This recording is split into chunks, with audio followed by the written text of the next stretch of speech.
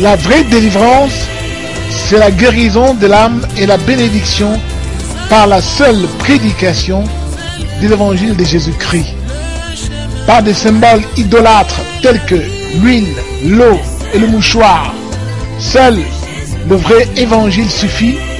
Tout est gratuit. Aujourd'hui, nous allons enseigner sur l'hospitalité.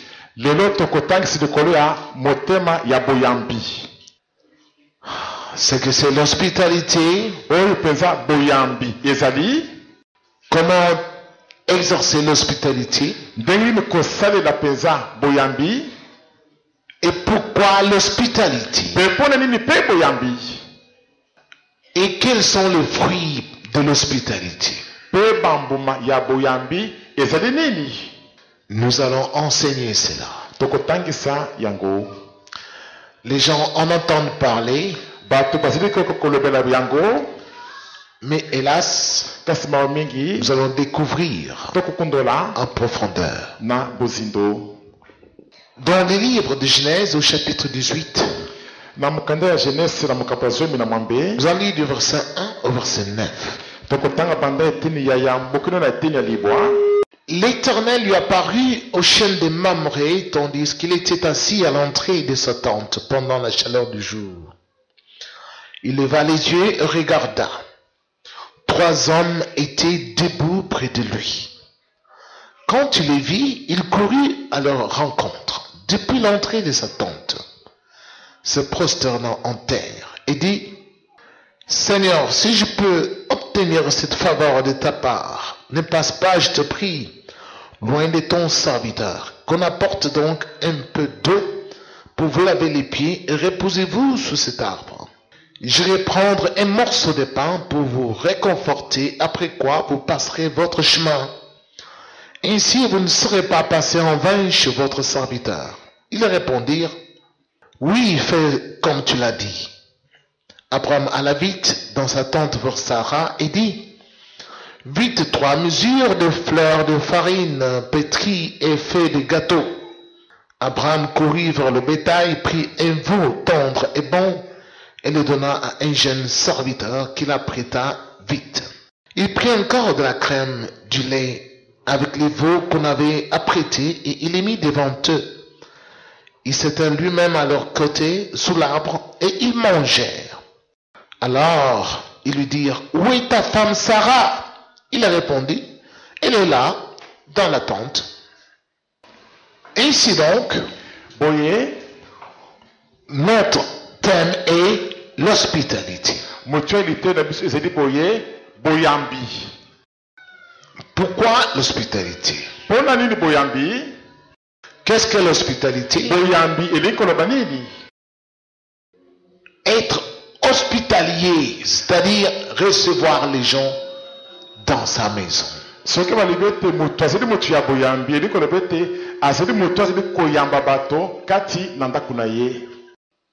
Comme un hôpital reçoit tout le monde, tous ceux qui souffrent, qui ont des difficultés énormes, se dirigent toujours vers l'hôpital avec espoir d'y trouver des solutions.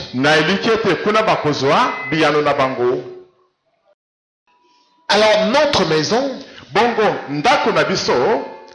où nous habitons, doit aussi servir d'abri pour recevoir les gens qui sont en difficulté.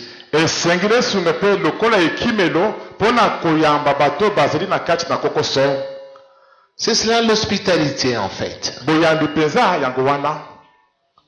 Mais c'est difficile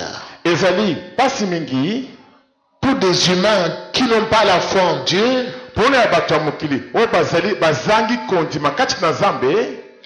de pratiquer l'hospitalité. Parce qu'ils se méfient de tout le monde.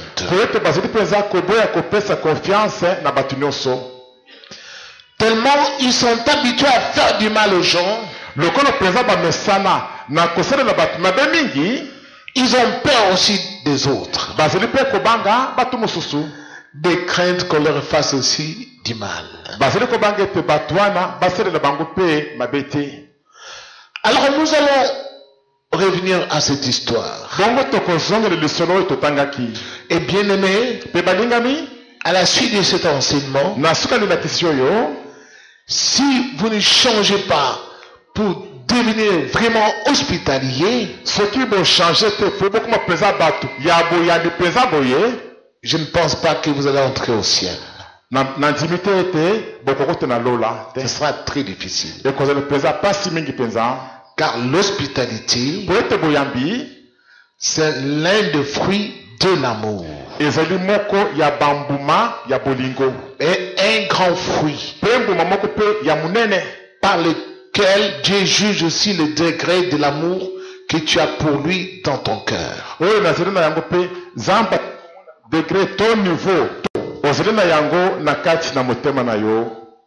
Alors, sans cela, ce sera difficile de contempler la gloire de Dieu dans ta vie. Très difficile. Tu vas prier, mais tu auras l'impression que Dieu n'écoute pas tes prières. Revenons un peu à l'histoire. Abraham, celui qui est notre Père dans la foi. C'est le premier homme qui a marché avec Dieu par la foi, uniquement par la foi.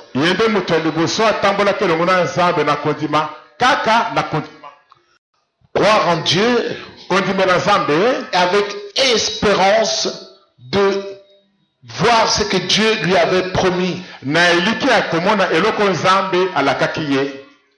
Alors un jour, il était assis devant sa maison, la tente. En plein jour, il faisait chaud. Il va passer 3 hommes qui étaient majestueusement bien habillés, propres, de grandes personnes adultes, mais qui passaient devant sa maison à pied. Il a compris que ces gens venaient de loin. Ils allaient en voyage. Ils étaient fatigués. Sans nul doute qu'ils avaient besoin de manger, de se reposer pour récupérer de l'énergie. Et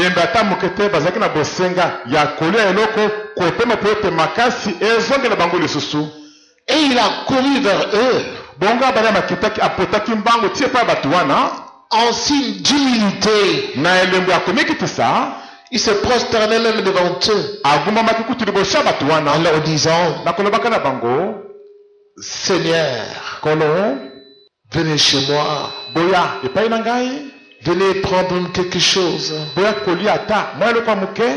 venez nettoyer vos pieds, enlever la poussière de pieds. Après vous reprendrez votre voyage. Et il les a invités chez lui. Des inconnus. Mais parce qu'il les a vus en difficulté, ils étaient aussi fatigués, accablés par le soleil.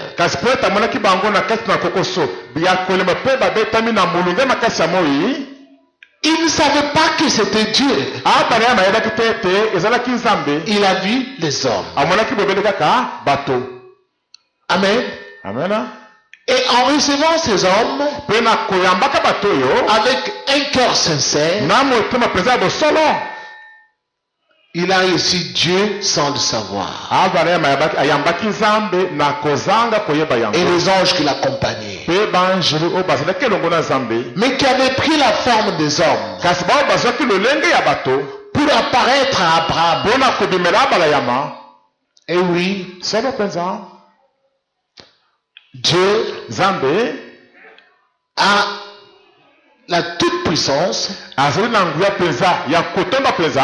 de se transformer en homme. Et même ces anges aussi, quand Dieu les envoie, ils ont cette puissance-là de se transformer en homme et de livrer le message de Dieu parmi les hommes. Bien-aimé du Seigneur, cela est possible. Dieu le fait. Même de nos jours, il le fait. Mais nous avons l'impression que Dieu n'existe plus. L'amour de Dieu. Comment devons-nous dire que nous aimons Dieu alors que Dieu ne le voit pas? Mais l'homme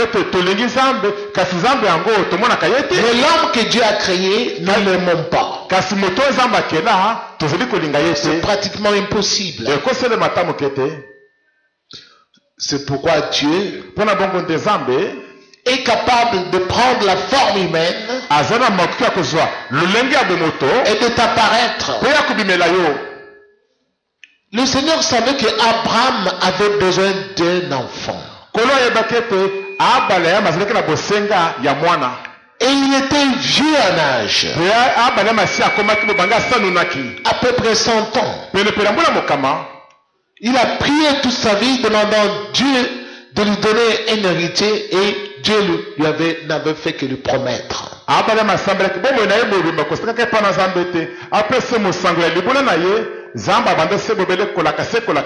Mais il ne s'était pas découragé pour autant.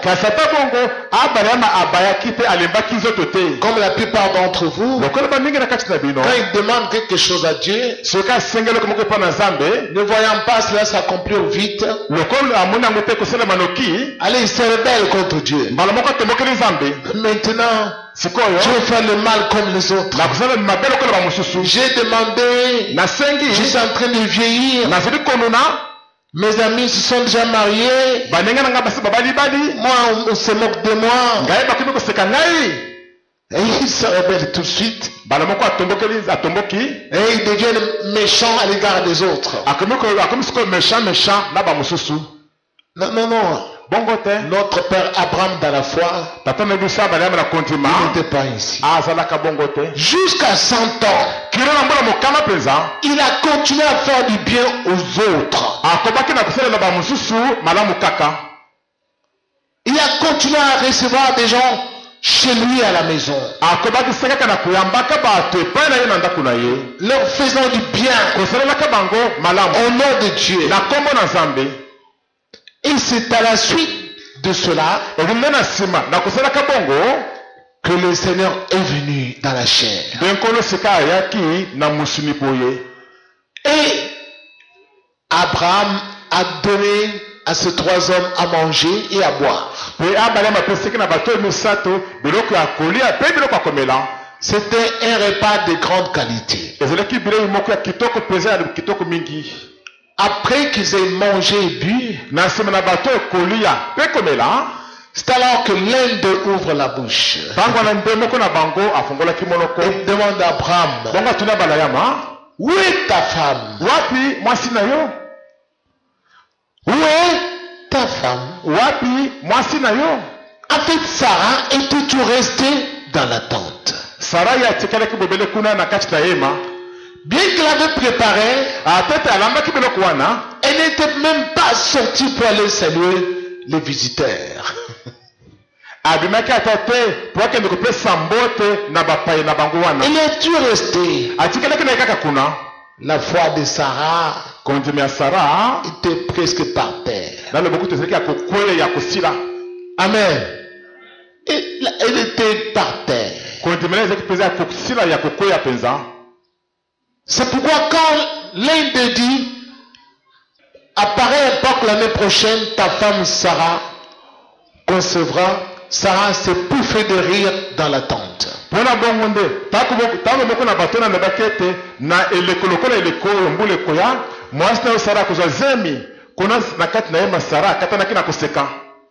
Excuse-moi ces gens-là. Ce sont des aventuriers. J'ai déjà plus de 80 ans, mon mari a déjà 100 ans, ils disent que moi je vais avoir des enfants.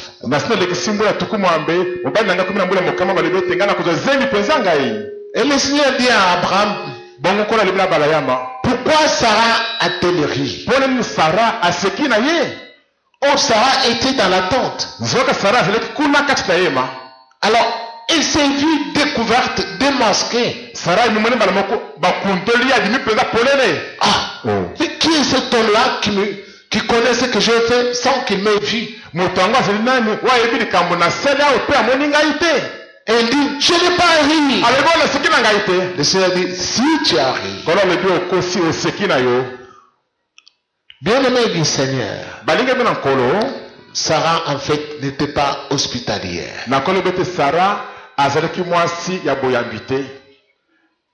Tandis qu'Abraham était hospitalier. Et si Sarah a pu mettre au monde cet enfant Isaac, c'est grâce à la foi d'Abraham, mais pas à la foi de Sarah.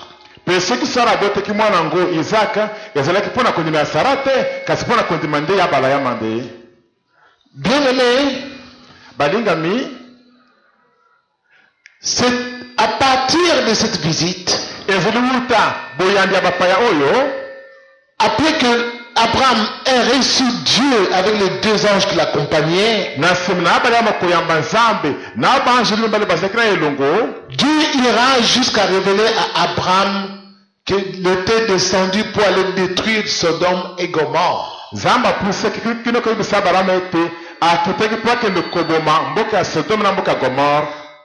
Quand Abraham a appris cela, il s'est souvenu que son neveu Lot était là-bas.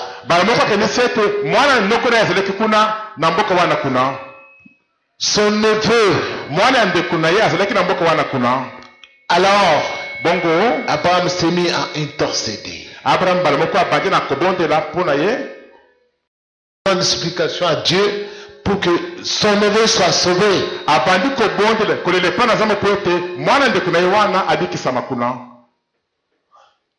Vous comprenez?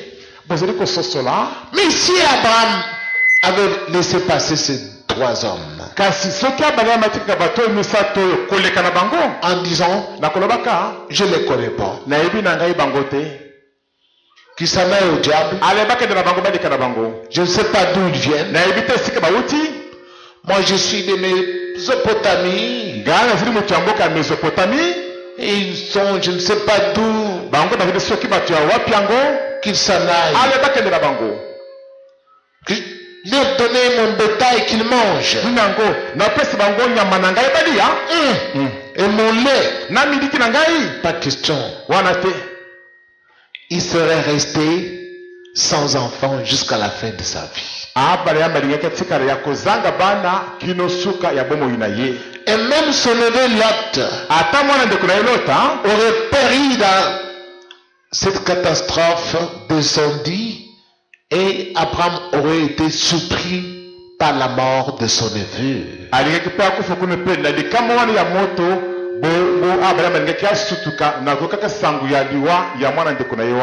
Pourquoi? Parce que il n'avait pas reçu les trois personnes qui étaient passées devant sa maison, qui étaient en fait des anges. Et Abraham, lui, ne savait pas. Sans l'hospitalité, il sera totalement difficile que Dieu agisse dans notre vie. Dans l'épître aux Hébreux, là il est dit ceci. Au chapitre 13, du verset 1 à 2. Ayez de l'amour fraternel les uns pour les autres, et surtout l'hospitalité, car en l'exerçant, certains ont accueilli les anges sans le savoir.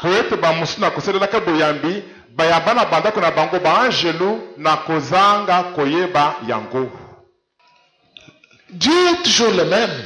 Nous lisons, il est le même hier, aujourd'hui et éternel.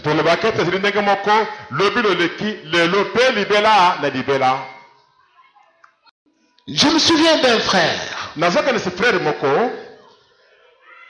qui avait prié avec nous.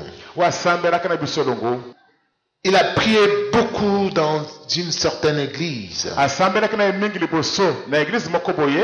Il a cherché Dieu là-bas. Mais tout allait complication sur complication. Il s'est mis en prière chez lui, il a commencé à prier. Alors, l'un de ses amis qui connaissait la GSM est venu lui dire, viens à la GSM. Il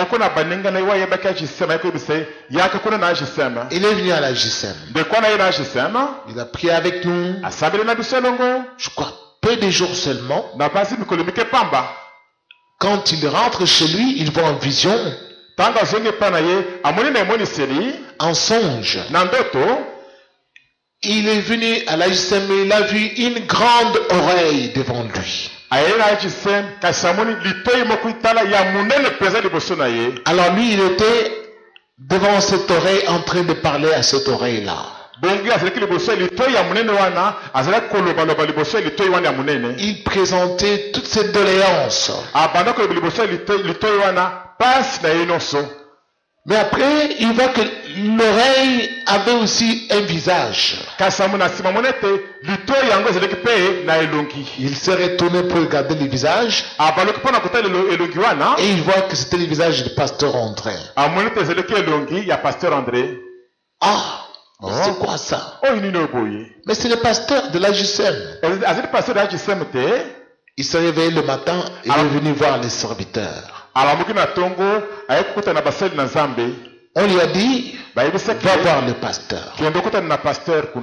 Et il est venu me voir. Je lui ai dit, l'oreille que tu as vue, ce n'est pas mon oreille, c'est l'oreille de Dieu qui m'a envoyé, qui est avec moi. Alors, comme il est à moi, à partir de la parole qu'il a mise en moi, il écoute tes prières ici. Il va te donner tout ce que toi, tu lui as demandé. Qu'est-ce que tu as comme problème? Il a commencé à m'expliquer. Voici ma femme m'a quitté. D'aller avec mes enfants dans le Bas-Congo. Parce que je n'ai pas dit bon boulot. Je vis chez des amis. Patati patata. Je lui ai dit, bon, mais tu pries où? Mais c'était le nom d'une église là. Alors, il a continué à prier avec nous. Je lui ai dit, mais fais attention. Dieu va faire cela. Quand tu l'auras fait, reviens à l'endroit où tu as vu son oreille. Pour lui donner maintenant ta dîme et lui faire l'offrande qui soit agréable à Dieu.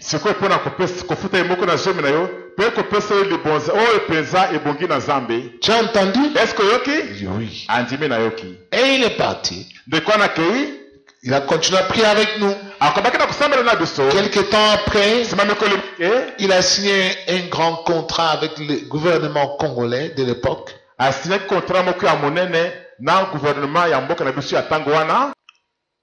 Le monsieur est venu.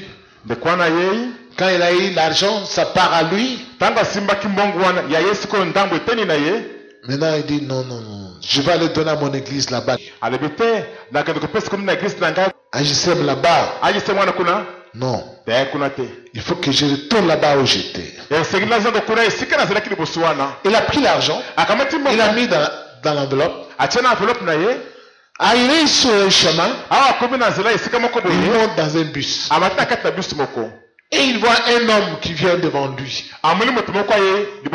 Monsieur, arrête-toi. Il s'est arrêté. Toi, tu avais demandé de l'argent à Dieu. Il s'est étonné. Tu avais demandé l'argent à Dieu. Et Dieu t'a donné l'argent. Va payer ta dîme à l'endroit où on avait prié pour toi là. Mais toi, tu veux fuir. Et retourne à cet endroit. Il a dit, mais tiens, comment il connaît que j'ai l'argent? C'est qu'il m'a déjà volé l'argent. C'est un voleur. Il m'a déjà volé l'argent. Alors, il se déplace. Il tient d'abord la main à la poche. Peut-être qu'il a déjà volé. Il sent que l'argent est toujours là. Mais il dit, mais comment il connaît? Il se retourne. Il peut parler à l'homme. Et l'homme a disparu. Il a cherché. Il est allé entrer dans le taxibus qui était là. Voyant qu'il était à l'intérieur. Il n'était pas là. Mais il est allé où? Ce monsieur-là s'est entêté. Il est allé donner une grande partie de cet argent-là dans cette église-là. Il est venu nous en parler, parlant à l'un des serviteurs. Voilà ce que j'ai vu sur le chemin. Je ne comprends pas. On lui a dit, c'est un ange de Dieu. Il l'a envoyé pour toi. Nous voulons acheter cette parcelle ici. Pour l'église. Dieu a envoyé beaucoup d'argent, mais beaucoup fuient avec de l'argent. En bon, j'ai compris. Il a cherché une petite somme là, je ne sais pas de combien il est venu donner. Comme ça. Bien-aimé, cet homme-là, un an après, Dieu l'a tué. Il a laissé beaucoup d'argent dans son compte bancaire. Et c'est sa famille qui a payé cela. Il est mort jeune. Je crois 40 ans. Une quarantaine, oui. 40 ans. 40 ans par là. Le Seigneur m'a dit, je vais les tuer à cause de cela. Parce qu'il a vu mon oreille. Mais après, je lui ai même envoyé l'ange. Mais lui, il est venu pour l'argent. Il n'est pas venu pour aller au ciel. Bien aimé, les anges prennent même la forme humaine pour nous apparaître. Souvenez-vous de Moïse. Il a fui l'Égypte. Il est arrivé au pays de Madian. Vous lirez ça dans Exode chapitre 2. À partir du verset 18 jusqu'au verset 22.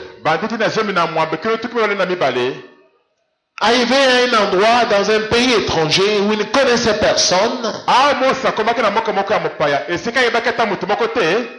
Il arrive à un puits d'eau. Et il voit des jeunes filles qui étaient venues pour puiser l'eau, mais étaient tourmentées par des bergers.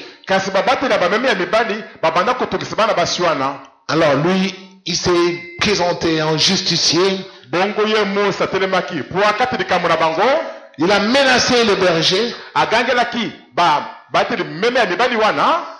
Et après, il a laissé puiser les jeunes filles de l'eau dans le puits. Elles sont rentrées ce jour-là à temps à la maison. Quand leur père les a vues, Vous êtes revenu à temps aujourd'hui. Il dit non, il y a un Égyptien qui nous a aidés aujourd'hui. Parce que Moïse portait toujours les habits des Égyptiens. Il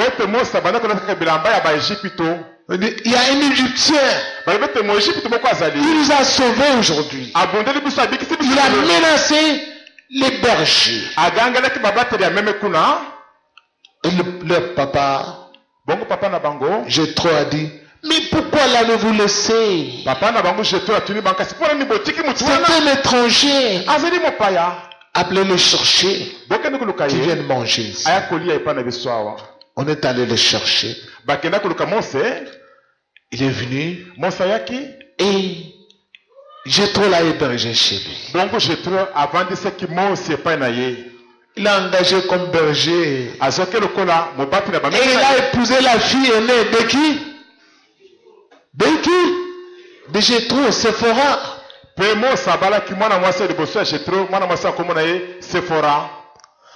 Toi, tu as des enfants, tu as des filles, tu voudrais qu'elles soient mariées. Mais tu as fermé ta maison. Tu n'aimes pas que les gens entrent chez toi. Tu as mis des chiens méchants. Tu as mis des gardes du corps. Tes filles vont vieillir là-bas derrière les 4 murs.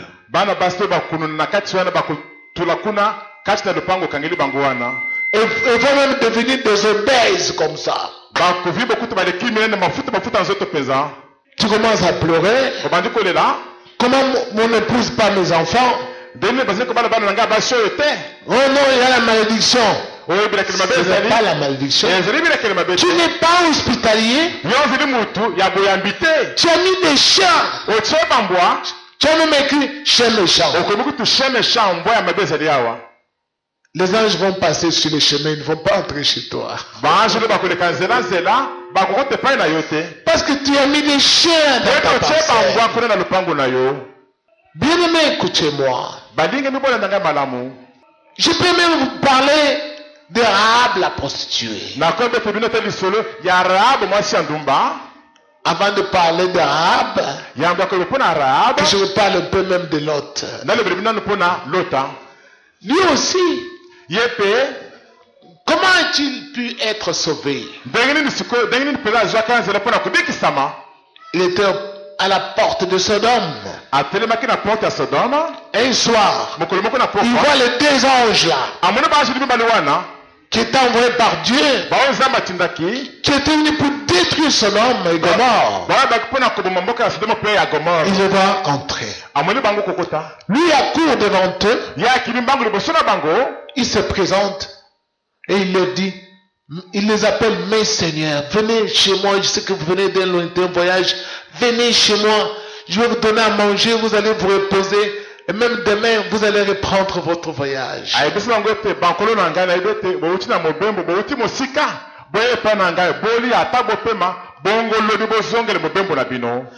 ils ont refusé même. Pourtant ils étaient venus pour sauver Lot, mais il faut semblant de passer de non, nous on ne veut pas.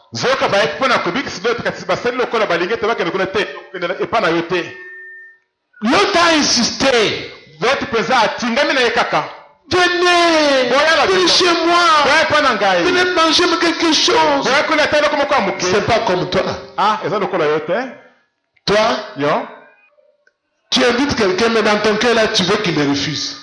Est-ce que tu as fait? Hein? Est-ce que tu as fait? Parce que tu veux, s'il dit, oui j'ai fait, le cosso.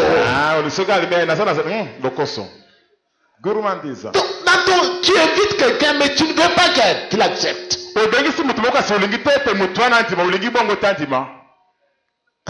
Bien aimé, je vous dis en franche vérité, beaucoup de gens ratent des bénédictions de Dieu à cause de manque d'hospitalité.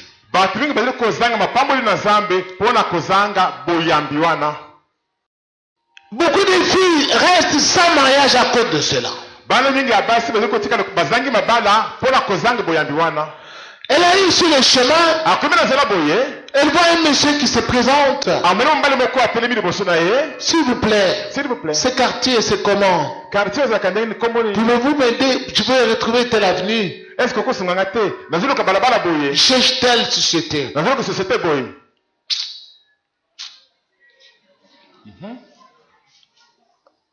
Donc, elle ne répond même pas. Elle regarde l'homme, comment il est habillé.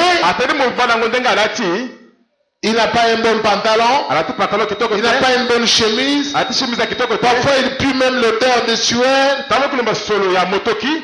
Mais s'il voit que l'homme a la caisse, a le kala mwingi, maintenant il s'arrête. Peut-être celui-ci va m'épouser. Ce mépris que tu as là, c'est ce qui fait que jusqu'aujourd'hui tu n'as pas de mariage. Applaudissons fort le Seigneur.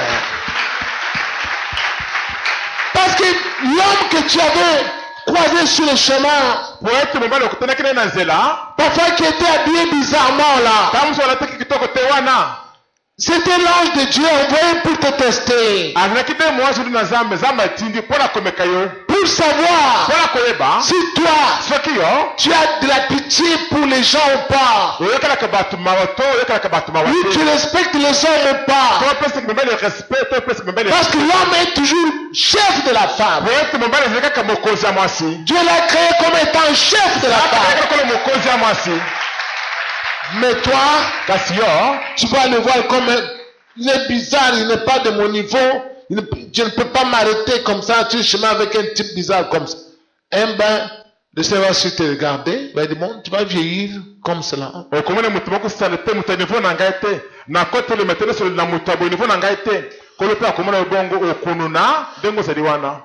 Tous ces gens que vous voyez dans la Bible,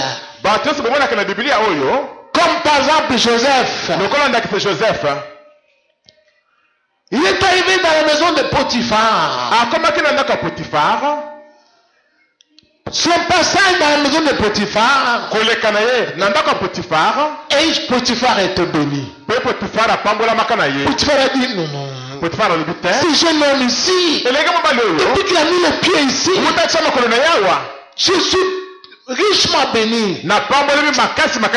Ce jeune garçon a autre chose.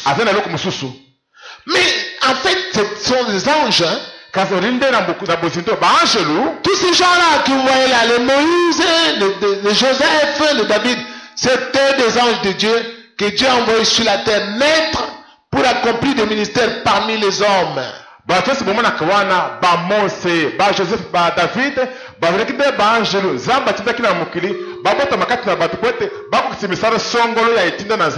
ils sont remontés. Mais vous ne savez pas ça. Vous pensez qu'il faut qu'un ange descende avec les ailes comme cela, et puis ouais, ah bon, ça c'est l'ange de Dieu. Non, là il est esprit. Il prend la forme d'un homme.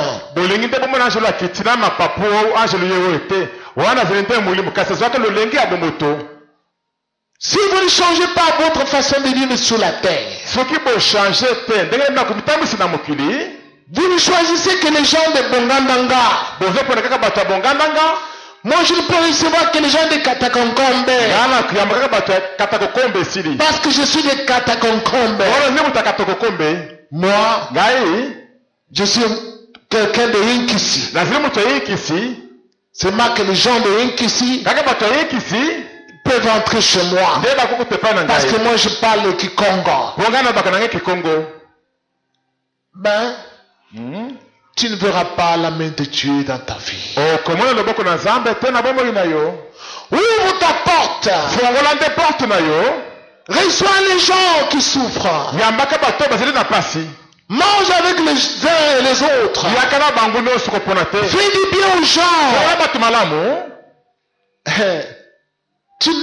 Pourquoi vous, les Congolais, vous cherchez souvent la délivrance, mais la délivrance, c'est l'amour de Dieu dans le cœur.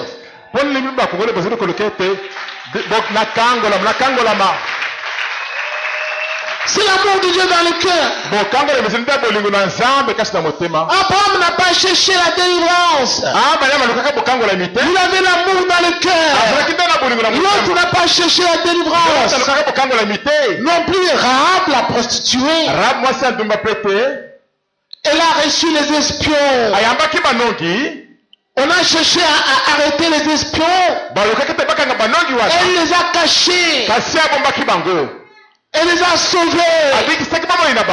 Cet amour-là a fait que Dieu a sauvé Rahab et ses parents et tous ses frères. À cause de l'amour qu'elle avait dans le cœur. Vous parlez de délivrance au Congo. Vous pensez que c'est quand quelqu'un t'impose la main, tu es délivré. Mais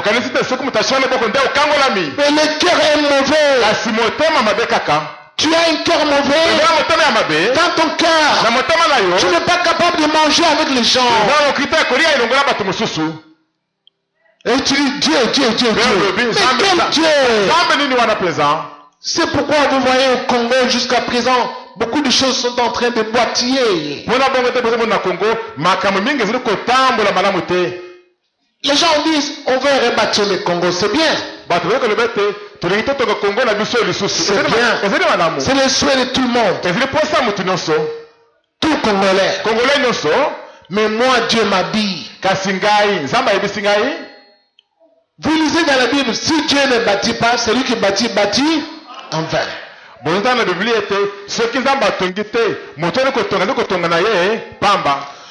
que moi je bâtisse votre nation, il faut que vous les Congolais, vous ayez de l'hospitalité les uns à l'égard des autres. Vous vous aimiez.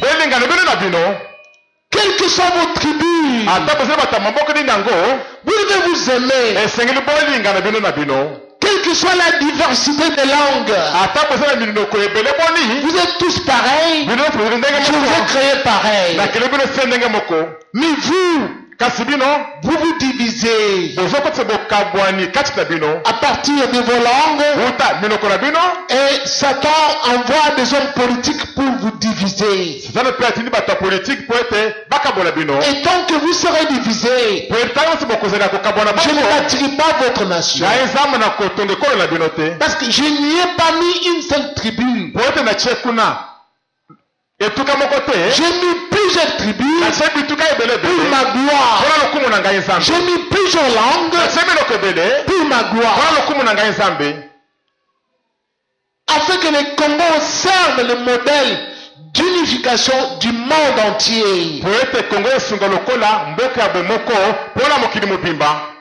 Alléluia. Applaudissons fort le Seigneur. Je m'étonne. J'arrive dans un village du Congo. On m'appelle un étranger. Ah, cet étranger-là est venu ici pour faire son commerce. Je me suis pouffé de rire. J'ai dit, mais je suis chez moi. Oh non! Ici c'est chez nous, chez les Basengele. Les Congolais, vous êtes comme ça? Vous les Congolais? Tu es Mungwandi. Tu arrives au Kassai. Le Kassai t'appelle Mopayaye. Il n'est pas de chez nous. Tu es Mungala. Tu arrives chez les Bakongo. Dans le village, on dit Mopaya. Et si tu es aussi Mukongo, tu vas chez les Sahel, on dit c'était Mopaya. Non. Mais j'ai voyagé en Europe. J'ai vécu, je suis entré dans les villages. Je n'ai pas vu cela en France. Quelqu'un qui quitte Strasbourg, il va habiter à Marseille, dans le sud, et le Marseillais l'appelle, c'est un étranger.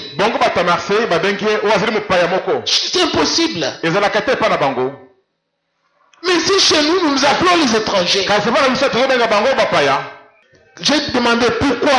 Oh non, parce qu'ici, nous avons enterré les Bakoko aussi. Lui, ces Bakoko ne sont pas enterrés ici, ils sont enterrés ailleurs. Il m'a dit, ces Congolais, ils sont terribles. Après, ça fait le sérieux.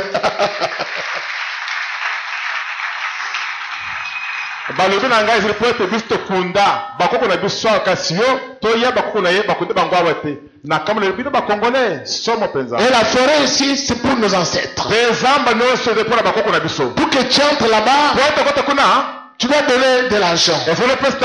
Sinon, on va, si tu entres, le serpent va te mordre là-bas. Moi, ah bon? Je suis entré dans la forêt. Et on m'avait envoyé un gros serpent. J'ai crié, j'ai dû sauter. Vous êtes des sorciers. C'est pourquoi le Congo n'avance pas. Ah oui, à ce temps-là, je n'étais pas pasteur. Oh ma vie.